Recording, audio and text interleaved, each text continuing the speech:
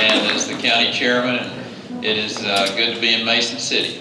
We have made our way over the Northern Trail today, and I think we just left Clear Lake and started out at Spencer this morning, and have got to see a lot of good Iowa farmland and a lot of laid back, laid aside farmland, as I say. We're laid aside for the winter. So I was telling somebody, I said, you know, if you're coming to Iowa in December, you got a reason. And actually, I've been kind of surprised at how pleasant the weather's been. It's over the course of the last 3 or 4 days as we've been up through Sioux City and hit a bunch of the other little towns. And I guess Sioux City certainly being the biggest one as we worked our way across this part. As a matter of fact, I was on the phone with Steve King, who I think is now your new congressman. And Steve and I were talking about, he is a great guy. Let me tell you, this is an individual who truly understands the importance of getting this country back on track from an economic standpoint. And Steve and I were talking about some of the concerns that he has, and Lord willing, we win this election, and a guy like Steve is going to be really important in helping put the brakes on spending and the issues that we face as a country, whether it's these regulations. That those of you that are small businessmen and women understand what these regulations are doing. I don't know if there's any bankers in the audience, but any of you who are either bankers or in the process of trying to get credit right now,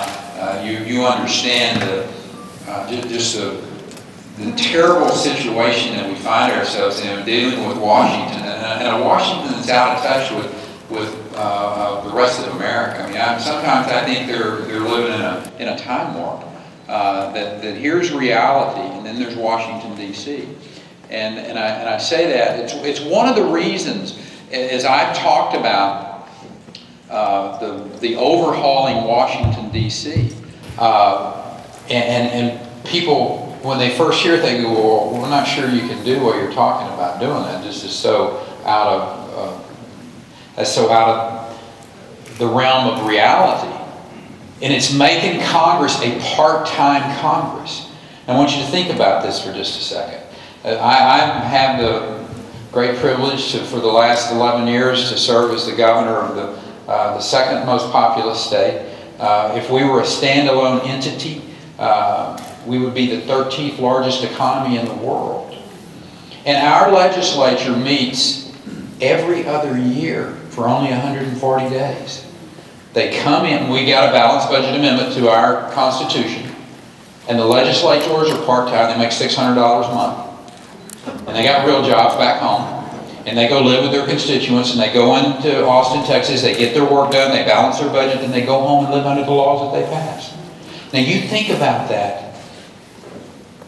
If Congress was part-time, they had a real job back in their district, they were back here working a job that just like you all have. They spend substantially less time in Washington, D.C. They have substantially smaller staffs. And I will suggest to you, along with a balanced budget amendment to the United States Constitution, where we can hold future Congress's feet to the fire and not spend more money than what we have, that this country would be in better shape. I'm hearing lots of head shaking.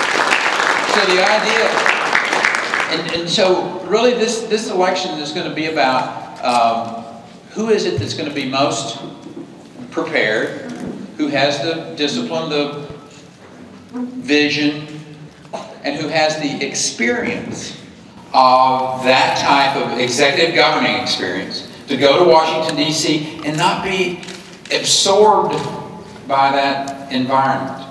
You know, and I respect anybody that puts their name up to run for the presidency of the United States. Let me tell you, every one of those individuals that I share the stage with, I have great respect for them. To put themselves through that process, to sacrifice from their family and or their businesses and what have you, I've got great respect for them. But I also think it's important for us to draw the distinctions, the differences between ourselves as well. And I'm the one outsider of that crew. you got members of Congress, you got an individual who is from that Wall Street culture. And I'm the only one that's been fighting Washington, D.C. for at least 11 years as the governor of the state of Texas, pushing back on federal agencies that have come in to try to usurp the power of the states. I'm a big believer in our founding fathers' vision of this country. When they had spent this period of time in the New World, if you will, building these colonies, becoming a country as they saw it, they saw this faraway, centralized, all-powerful, king telling them how to live their lives and paying taxes without any representation and and they were willing to put their treasure, their futures, even their lives at risk. And they knew when they signed that Declaration of Independence that they were putting it all on the line. But they also knew that they could not live under this repressive, all-encompassing, faraway government. And they were some truly visionary people. As I think the night that we did the debate in Sioux City was the 220th anniversary of the signing of the Bill of Rights. And that 10th Amendment that talks about the powers not delegated to the United States by the Constitution are prohibited to it by the states, are reserved for the states, respectively, or to the people. I mean, that's simplistic, and it's elegant in its simplicity, though. That the Constitution gives some clear, enumerated powers to the central government, the federal government, but everything else is left for the states to do. The idea that there's a Department of Education in Washington, D.C. that tells you in Iowa how to educate your children is really foreign to me. Well, it's not foreign to me, but it ought to be foreign. I mean, I understand because they want to consolidate all the power. And they've done quite a job of it. As they've expanded their sphere, our liberties and our freedoms have become smaller and smaller. I'm not sure our founding fathers would recognize the country that we live in today. When you graduate from high school, it's going to be one of the biggest days of your life. It's going to be something that you really remember.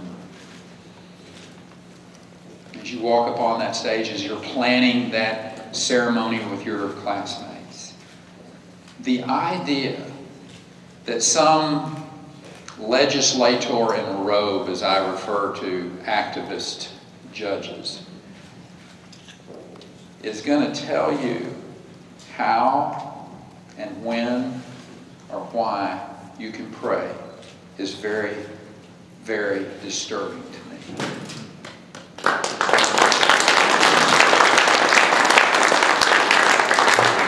And that's where we've come in this country.